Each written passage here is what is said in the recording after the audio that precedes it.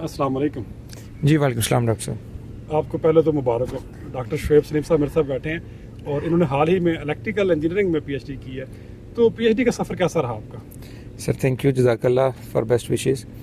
Sir सफ़र जो है मेरा सेशन 2019 में इनटेक हुआ और आज 25 में एंड किया है। तो अभी मुड़ के देखे तो लगता है कि कुछ बड़ी सदियों पहले स्टार्ट किया था, इतना टाइम गुजर गया। अच्छा। But that's well that ends well, all is well that ends well. So अल्हम्दुलिल्लाह बड़ा अच्छा जर्नी रहा।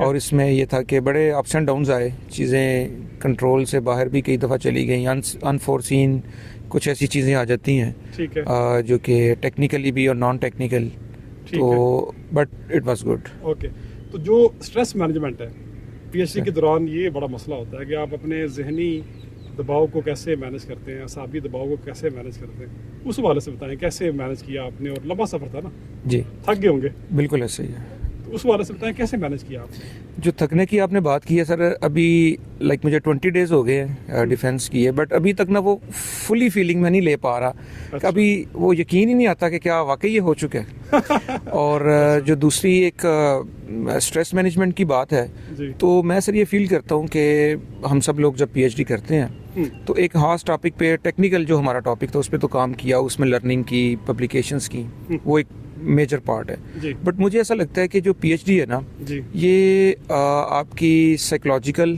हेल्थ को इंक्रीज करने का एक प्रोसेस है। स्ट्रेंथ आपकी बढ़ जाती है। आप जब उन सारी चीज़ों से गुजरते हुए चलते हैं आगे, तो बड़े बड़े आप स्ट्रांग होकर निकलते हैं। आपकी नर्व्स आप स्ट्रांग हो जाते हैं, आपका माइंड स्ट्रांग हो जाता है। बेसिकली आपके अंदर सब्र, तहम्मुल, बर्दाश्त बहुत ज़्यादा पैदा हो जाती है। बात ठीक है। तो जो आपके सुपरवाइज़र हैं वो किस हद तक किरदार अदा करते हैं आपको अपलिफ्ट करने में या आपको काउंसलिंग प्रोवाइड करने में?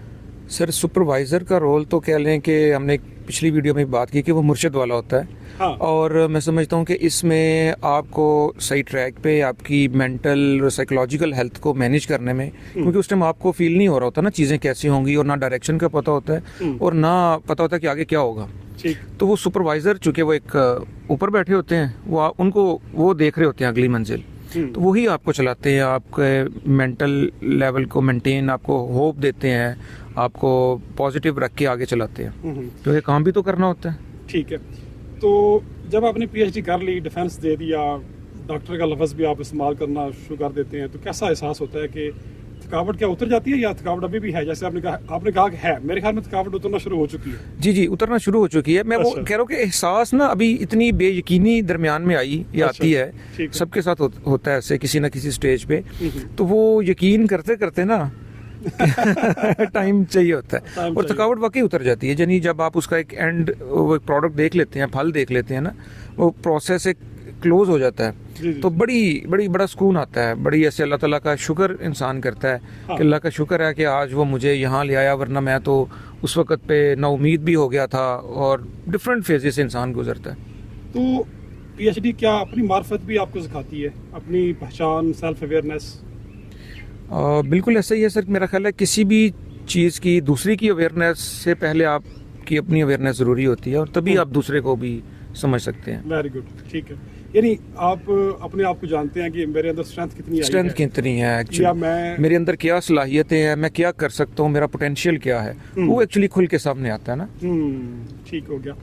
तो आपने कितने पेपर लिखे पीएचडी के दौरान? सर मैंने 6 पब्लिकेशंस की हैं जो टॉपिक में से हैं। वैसे इस सारे के दौरान मेरी 14 पब्लिकेशंस टोटल हैं इस टाइम के दौरान, बट जो रेलिवेंट टू मेरे टाइटल हैं वो 6 पब्लिकेशंस हैं, और मेरा टोटल 31 इम्पैक्ट फैक्टर इसमें से है। Very good. Doctor Shoaib Salim साहब का एक एजाज़ ये भी है कि ये इलेक्ट्रिकल इंजीनियरिंग में पहले पीएचडी हैं, और मैं समझता हूँ, मैं भी उस दिन मौजूद था, सब लोगों ने आपको शाबाश दी और बहुत अच्छा दिन था आपके लिए। तो दोबारा से आपको मुबारकबाद है। कोई छोटा सा पैगाम दे दें। सर पैगाम यही है कि इल्म जो है ना इस दुनिया में, वो सबसे अफजल चीज़ है। जो नॉलेज इज़ पावर, हम छोटे होते से पढ़ते थे ना, नॉलेज इज़ पावर, तो वो वाकई ऐसा है, ये अब एहसास हुआ है। तो ये सेल्फ एम्पावरमेंट वाला मामला भी है ना, आपको इतबार आता है अपनी ज़ात पे, अपनी सलाहियतों पे, आपको इतमाद आता है अपने जो भी आपने सीखा होता है उस पर। क्योंकि आपने इस सलाहियतों को या स्किल्स को इस्तेमाल करना सीख लिया होता है ना, जी, उससे भी एम्पावरमेंट आती है। एम्पावरमेंट आती है, यकीन आ जाता है खुद के क्योंकि ऊपर। मैं नॉलेज के हवाले से डॉक्टर साहब ऐसा कहूँगा कि नॉलेज या इल्म वो काम है या वो चीज़ है जो आपके उस वक्त काम आता है जब कोई और चीज़ काम नहीं आती। नहीं आती, इल्म काम आता है जी ऐसे ही। और दो सबब भी काम आते हैं। सर इस लेवल पे ना नॉलेज मैं समझता हूँ विजडम की शक्ल इख्तियार कर चुका होता है। यानी नॉलेज तो आपने एक टॉपिक पे लिया होता है ना, लाइक मैंने ऑप्टिमाइजेशन ऑफ रिन्यूएबल एनर्जी की, ठीक, वो नॉलेज की सेंस में रह गया, बट जो मेरे अंदर आ गया वो विजडम बन गई है। Very good. उसके बाद आप किसी भी चीज़ के ऊपर बात करेंगे ना तो वो उसमें उसकी रिफ्लेक्शन उस प्रोसेस की आएगी। वाह जी, ये सारी बातें ये डॉक्टर सलीम साहब बहुत शुक्रिया आपका सर, आपका और शुक्रिया सर। फिलासफी भी झाड़ दिया आपने मेरी तरह। यार मेरे साथ बैठेंगे तो फिलासफी झाड़ेंगे ना। सही है सर। आपको दोबारा से मुबारक हो सर, थैंक यू, और wish you all the best for your future efforts. बहुत शुक्रिया, बहुत शुक्रिया। जज़ाकल्लाह।